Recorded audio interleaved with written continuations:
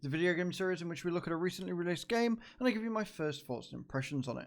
Today we're looking at Andro Dunos, which is a very atypical side-scrolling shmup where you play as a spaceship and you have to go through each stage in a very arcadey style way where you've got credits as well as lives, and you have a number of different enemies and options of way of shooting them to choose from. It's pretty fun, but it's also pretty standard. There's nothing amazingly new about it. Also, for a lot of the graphical options, you do have to go into an external starting phase in order to choose those, and there are some in-game options as well, which we will look at shortly. Once we've done that, we'll look at the actual gameplay and I will give you my first thoughts and impressions on it. And it is also worth noting that this game does not work with a keyboard at all, whatsoever. If you press the enter key, it will take you out of full screen and put you back into full screen. So you're going to want a gamepad with this to make it work at all. So let's not waste any more time. Let's jump straight into those options that are available. The amount of credits you start with, I do like the fact that you can change this. If you're going to be playing for a while, it is quite difficult, so you're probably going to want more credits over less. But I like the way that they give you that. It does give you a lot of lives and a lot of chances to screw up and get better. Plus, as long as you've got credits, you keep all of the previous scores. It's not as harsh as other shmups that I've seen.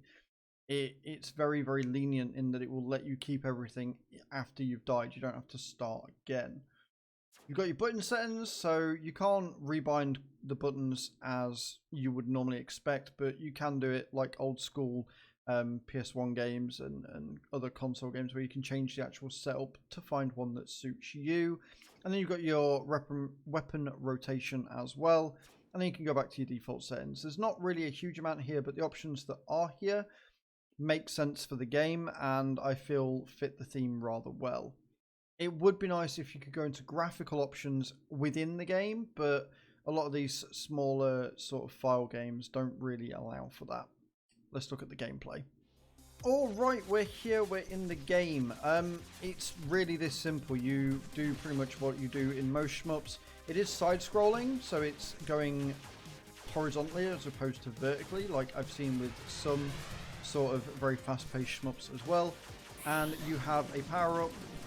You can cycle through the different weapon types as long as you've got them available, and you just basically go through and try and kill the enemies as best as possible.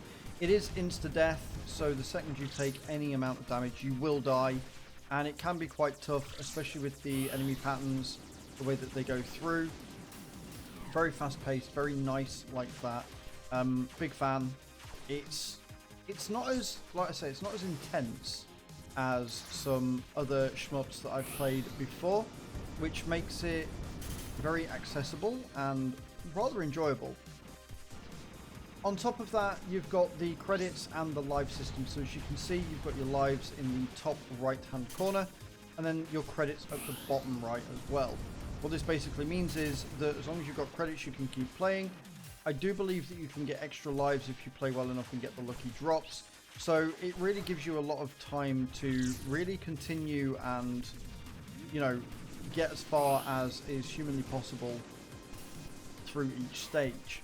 There isn't a save option per se, but what you can do is once you've beaten a stage, you can go back and unlock it in the stage select at the start menu, which is really kind of cool.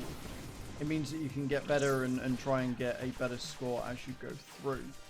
There is a skill up or level up feature at the end of each stage as well, which means that you can put your skill points that you've earned into more offense or more defense, faster firing weapons, all that sort of good stuff as well. I love the way that the background moves. It makes you feel like you are actually going somewhere fast, even though there's not a huge amount actually going on the screen. It's really kind of cool. It's done very well, even if this is a very low fidelity 8-bit style game. The enemy movements are quite difficult as well, although they are obviously patterned, which gives you a sense of difficulty and, again, the fast moving feel. Overall, as a game, it's not terrible, and whilst it's nothing new and nothing groundbreaking, for the price that's on Steam right now, it's not bad. Like, it's not a bad option at all. I've enjoyed my time on it so far. it's, you know, it scratches an itch that you might have if you want a shmup that's not overly difficult or designed to punish you more than just be a bit of fun. Let me know in those comments down below what you think. Let me know if this is the sort of shmup that you would get into. And thank you very much for watching, guys. I will see you all next time.